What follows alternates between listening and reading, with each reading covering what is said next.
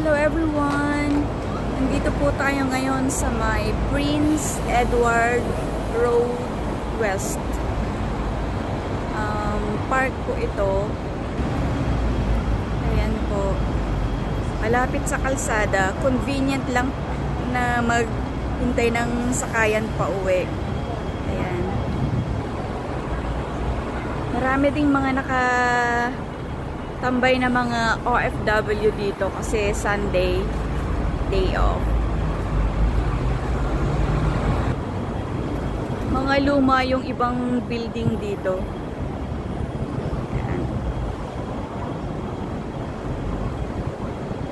Diyan po, malapit lang din ang mga kainan. At ito po talaga yung attraction dito sa may park. Yung dalawang goldfish na yan. Statue. Thank you for watching. See you!